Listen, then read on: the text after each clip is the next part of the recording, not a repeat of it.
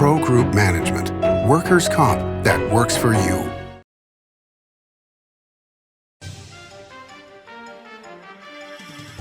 Welcome to Nevada Newsmakers. On the broadcast today, State Senator Heidi Gansert is here for the whole show on an all-new Nevada Newsmakers. Retail's impact on Nevada's economy? Enormous. 8,600 businesses, large and small, employing 145,000 workers. And last fiscal year, retail paid tax on nearly $60 billion in sales. We're the Retail Association of Nevada. We support retail, we help it grow, and we mean business. RANNV.org. Take a look at Pro Group Management and see how your workers' comp requirements can be met head-on. By taking a proactive approach, Pro Group can assure that your company is meeting or exceeding state and federal standards. As you move forward in your industry, Pro Group moves with you, simplifying regulatory tasks, clearing the way so you can get the job done and look to your future success. Pro Group Management, workers' comp that works for you. When in Carson City, Nevada Newsmakers records in the conference room at the Bank Saloon. Coverage of the 2021 Nevada legislative session is brought to you by Pro Group Management, workers' comp that works for you. Ahern Rentals is ready for your next project. Liberty Dental Plan, making members shine one smile at a time.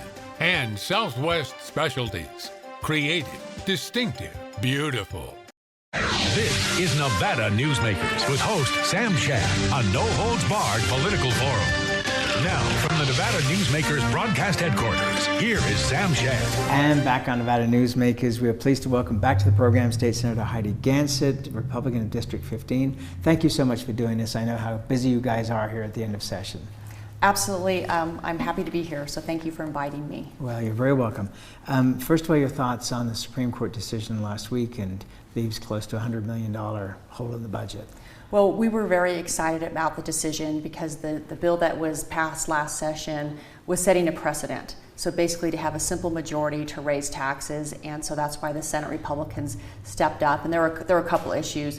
And I also want to say a thank you to James Settlemeyer, who led this effort and had to raise money. And it was very difficult, but we were very pleased with the decision. And I talked to a couple of the businesses that were affected, and one of them had stepped up to be a part of this. And it was an amazing amount of money. His particular business, he's going to get back almost $40,000. So it's not chump change. No, it's not inconsequential. And you know, when you look at the numbers, it looks small because it's just a fraction of a point, but it adds up. And that's money that can be in our economy. That's money that can pay employees. It's just really important that we keep our word too. Those who voted for the commerce tax years ago, and I was not part of that session, that was part of the deal, is that would be gradually decreasing. The modified business tax would be decreasing, and so we really needed to hold them to that. And it's nice to see that a sunsetted tax finally gets sunsetted. Right. That is in itself No one ever believes it's going to happen, and so it happened this time, but of course we had to go to court to make sure it did. Yes, and interesting that the Supreme Court voted unanimously. Mm-hmm. I also thought that was very important. So you have to follow the super two-thirds majority if you're going to pass a tax, and it's very clear now on the record.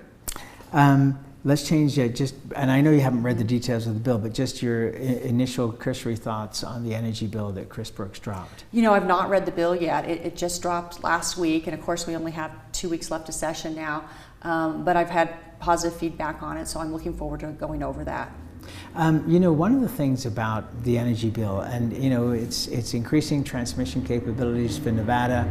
Senator Brooks would like to, by the way, our traffic is going by here for those that wonder, but it's going to increase transmission capabilities for the state of Nevada. Senator Brooks would like to see Nevada be the center of the Western grid. But does it concern you that, you know, our power grids and our energy supplies are in such danger? You look at what's happened on the East Coast with this cyber attack. Does it concern you that, you know, as we increase this use of electricity, that we're really not in a situation where we're safe from these kind of attacks?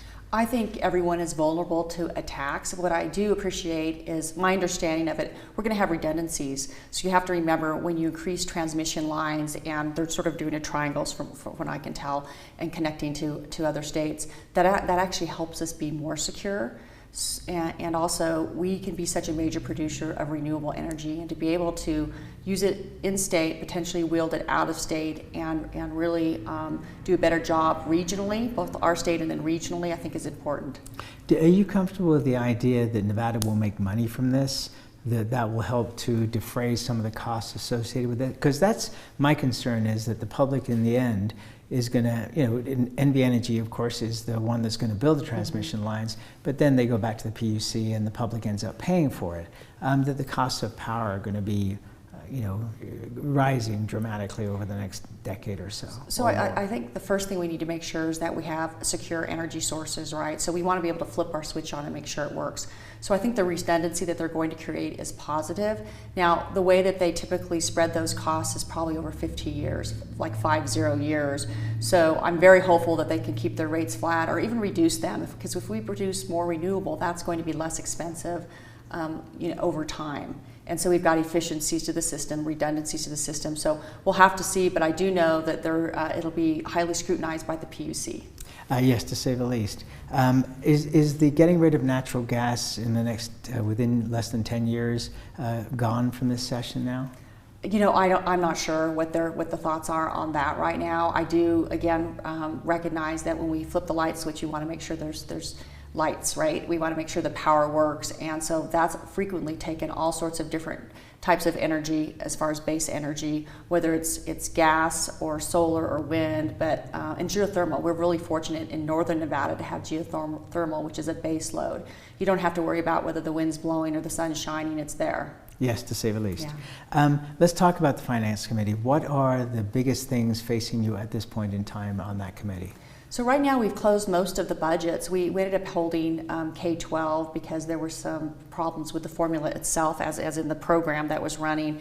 But it's been a pretty smooth closure. I think what we need to do, though, is look at the add backs. The Economic Forum came in with a lot of money. I mean, far surpassed anyone's expectation at almost $600 million. So we have the ability to add some money back, and then we have, I believe it's about $2.7 billion of federal dollars. And what we need to make sure is that we separate those. So we can use the Economic Forum's money for ongoing expenses, but when we look at the money from the federal government, it's really about one-shot money. And we can look at areas such as making sure that we can improve the pipeline for healthcare and probably for teachers, some things that we need that were affected by COVID. We had the schools shut down, and then we have this healthcare crisis. So those are some funds that we can help to probably make up for some losses. Or expenses, and then also to make sure that we can put ourselves in a better position moving forward on the healthcare front. Senator Ratty was on the program last week, and she talked about that she thought it was a good idea to have a listening tour to decide what to do with the money, because there were 63 legislators who all are going to have their ideas of how to spend the money, but everybody else in the state should too. But my question is this: don't we elect you guys to make those decisions rather than you coming back to us and saying, okay, what do you think? Well, I think it's probably a combination. So we are talking to our constituents on an ongoing basis, and we recognize some of the challenges that we face. But I always think it's good, to listen. So I agree that that's a good idea, and that we need to get some input on it. Because we're making decisions that really can affect the future, and that's quite a bit of money that we won't see again. It's one-shot money, we won't see it again. How can we best use it to position Nevada better for the future? And the Rainy Day Fund, how much do you want to replenish the Rainy Day Fund? So those dollars cannot be used for Rainy Day Fund, so that can't be used. But we need to start accruing funds in the Rainy Day Fund. But it can be used for the debt that we've assumed for unemployment benefits. So we're in the hole on that, and my understanding is that we can use it. And if we do that, it offsets an increase to businesses on the cost of unemployment benefits. So I think that's an important piece, because that's sort of a hidden tax that not everybody sees, but it really does affect the bottom line of businesses. And again, they employ people, which provides money into the economy. Do you have any idea at this point of how big that hole is on the unemployment? I'm not quite sure. We had, I think, about $2 billion, and we may be about $350 million in the hole. Yeah, because during the Sandoval administration, we saw a similar situation with the previous recession, and it was quite remarkable that we were able actually to dig ourselves out of that and pay all the money back to the federal government. We were able to, and that was it was huge, and we had so much money saved. So I'm grateful that we had about a $2 billion surplus before we went into this, but we went through it pretty fast. Yeah, it doesn't take long. Let's take a break. We'll come back with more with State Senator Heidi Gansert after this timeout. Located in the heart of Carson City, the Bank Saloon, a historic watering hole with a modern feel. With a variety of classic cocktails, featuring Nevada spirits, space for private events, conferences, and an incredible atmosphere. The Bank Saloon offers a great location to work and play. Come visit us. Located at the corner of 5th and Carson. We'll save you a drink. As you know, Reno is booming. Toll's development company is helping it grow with insightful design and development, building community with every project, adding beauty, adding excitement, emphasizing our shared humanity. Reno is becoming bigger. Toll's development is helping it become better, more livable, more enjoyable. To learn more, go to tollsdevelopment.com.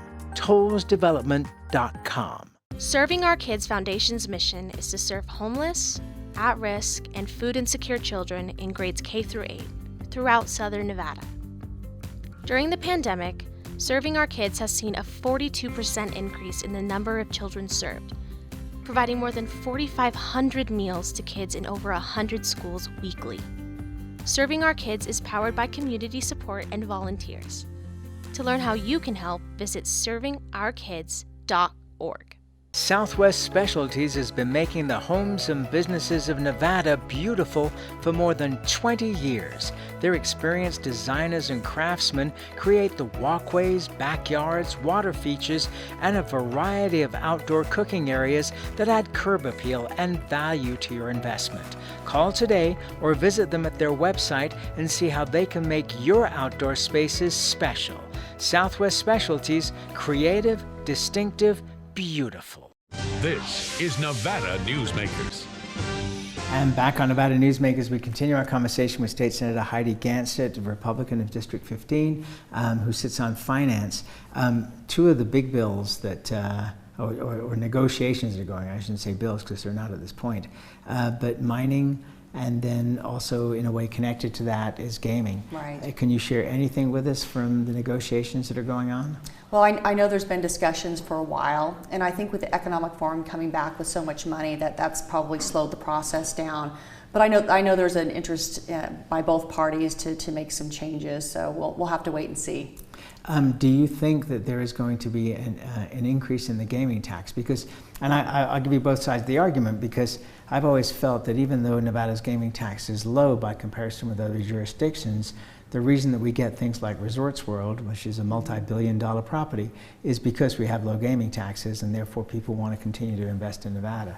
What are your thoughts on that? So I don't think there's a threat from the legislature for a gaming tax increase, but there is a ballot initiative that could potentially be on the ballot, and the voters would be able to vote on that. And so I don't think, given that gaming was shut down for over 2 months, and the struggle that it's been to get them reopened and the losses that they've faced, I doubt there'll be an initiative from the legislature, but then again, there will be a question, there's likely to be a question on the ballot, so we'll have to see. Okay, so you think at this point that it's still likely that it'll be on the ballot, because part of the discussion has been, can you remove things that are now on the ballot and take them off if a negotiation is successfully accomplished with, for example, the Clark County Teachers Association? Well, I think there's a couple of opinions. Some say that it has to be on the ballot. Some say that it doesn't have to be on the ballot. So I would imagine that we'll get some opinions that are out there from the legislature and potentially the Attorney General to settle that question.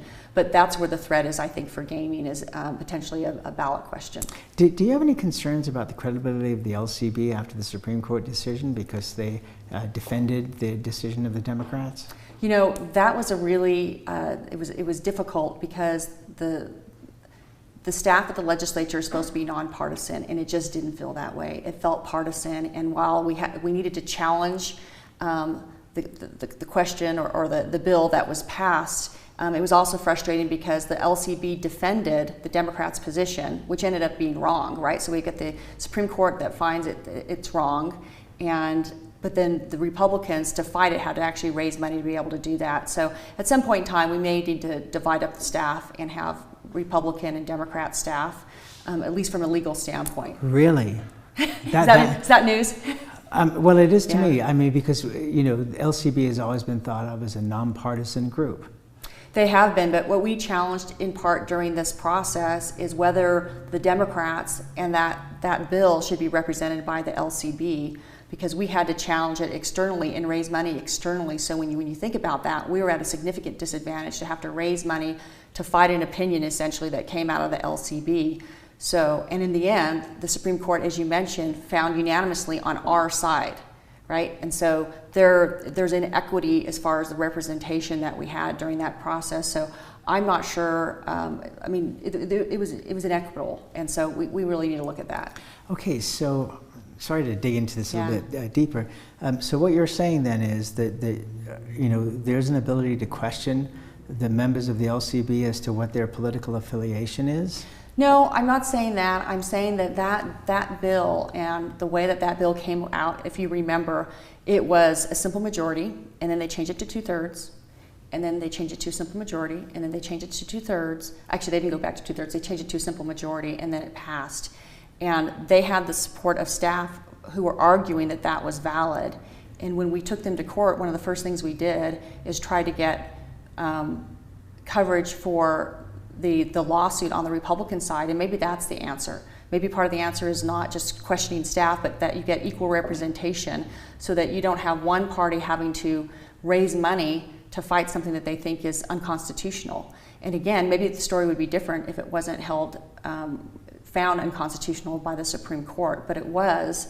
And so we had to raise money because the LCB was only representing one party in the lawsuit. And that was a question that was during the process. I don't know if you remember that, but we brought that up as one of the first challenges or issues. Sadly, I was not in the court at that time. Yeah.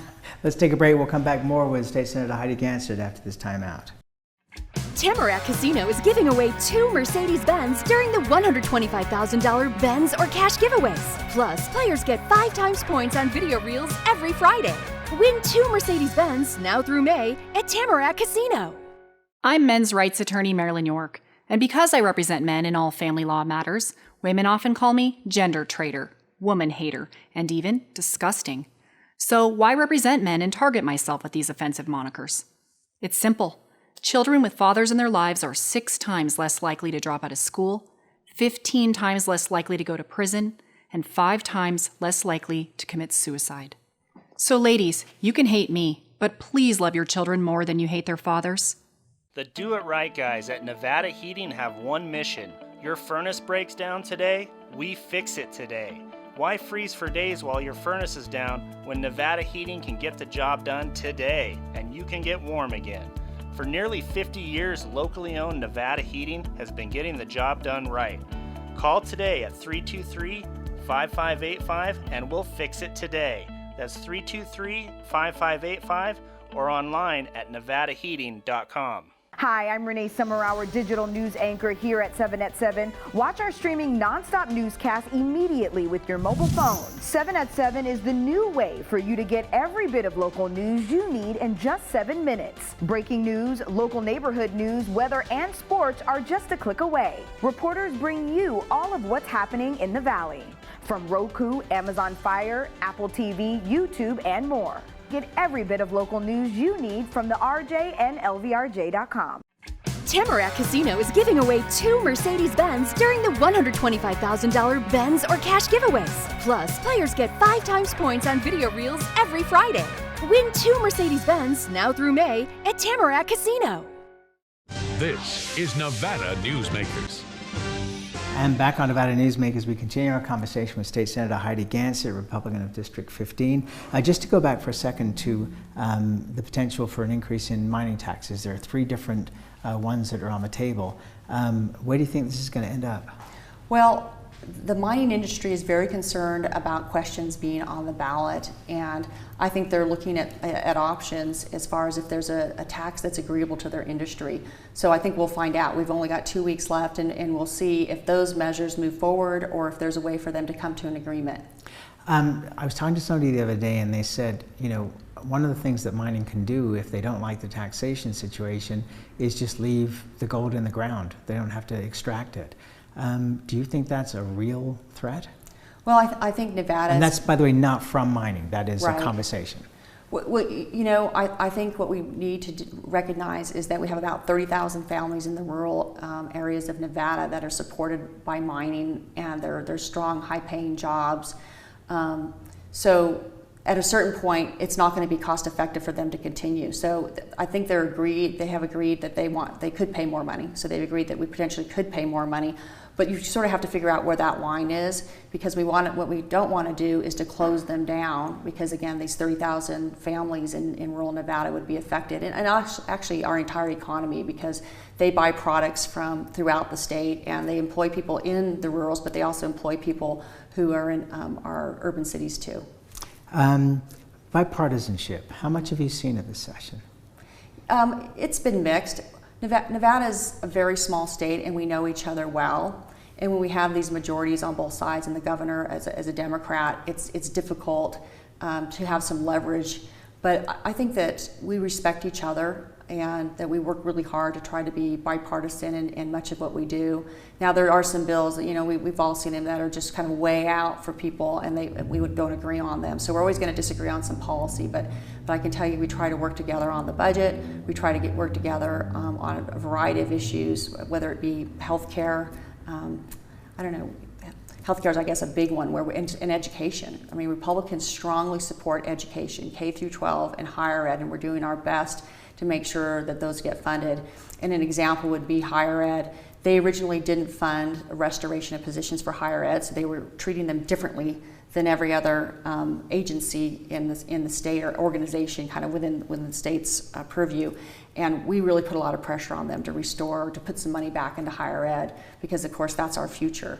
When we need social workers, when we need teachers, when we need engineers, that's how we get them. And last Saturday we ended up restoring those positions, but that took a lot of pushing and working in a bipartisan manner to try to get that done. Did that surprise you? Because it seems like, for both K through 12 and higher ed, that backfilling that money that potentially was going to be gone would be one of the most important things to do. I thought it should have been an automatic. I thought that if they were going to restore other positions, they should restore those.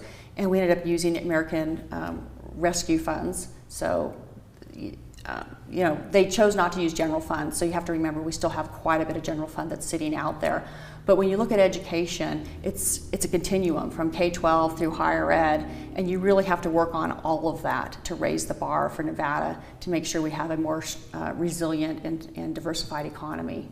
It doesn't look like the community colleges are going to get to break away from the universities in this session. Do you think that's a good idea in the long run? No, I don't think they should break away. I think that they work very well together, and there's a role for both of them. And when you talk about workforce development at whether it's a welder, HVAC, technology, there's some really good jobs where someone can go for an associate's degree for a couple years or even certificates.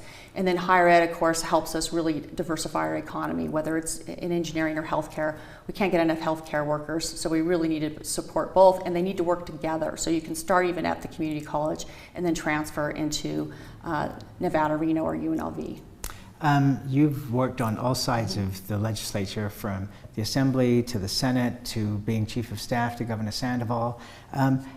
Have you seen much of the governor in this session, at least in recent days? I mean, we get a lot of PR of him ribbon cutting and things like that, but it's not like he seems to be striding through the legislature. I've not seen him, and with the Democrat majorities in both houses, I would imagine he's messaging to them, but no, I've not seen them. But in the end, we've got 2 weeks to go. I'm sure we'll all be working closely to try to shut down the legislature and make the best decisions we can.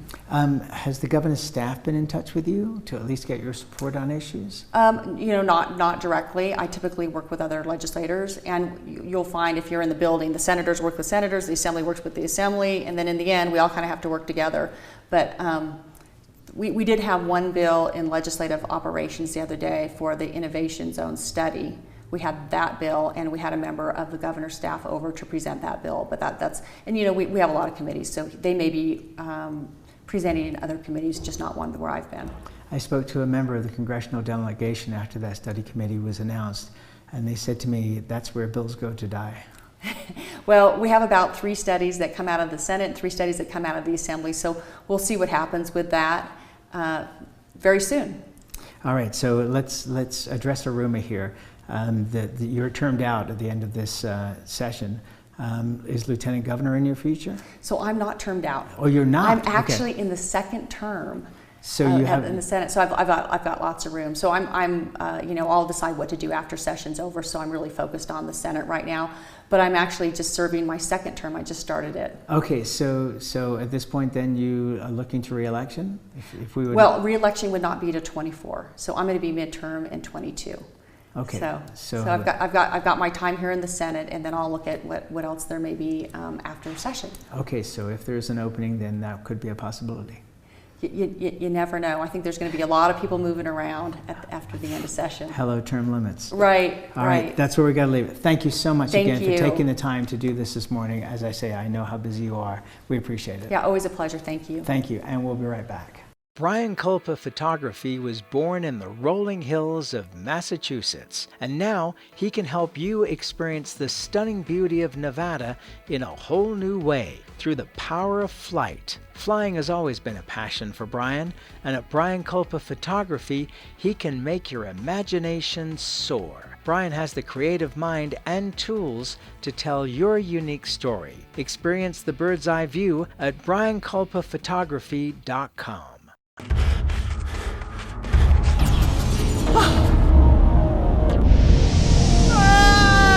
Hey, Dad? What are you learning? This place is great. Huh? You gotta try this. Wow, this stuff is great. People are gonna love it. Yes. Yes, they will.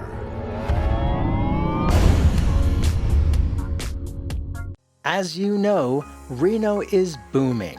Toll's development company is helping it grow with insightful design and development, building community with every project, adding beauty, adding excitement, emphasizing our shared humanity. Reno is becoming bigger. Toll's development is helping it become better, more livable, more enjoyable. To learn more, go to tollsdevelopment.com. tollsdevelopment.com. Pro Group Management specializes in providing industries with the necessary components to satisfy and exceed workers' comp requirements. Every business has unique needs and specific regulations. Pro Group Management stays ahead of the curve, providing up-to-date services to keep your industry in top form. Discover how we simplify your tasks, improve efficiency, and reduce expense to keep you moving in a positive direction. Pro Group Management, workers' comp that works for you. As always, you can watch Nevada Newsmakers on television, radio, audio and video, podcasts, and YouTube. We'll see you on the next broadcast coming to you from Carson City. See you then.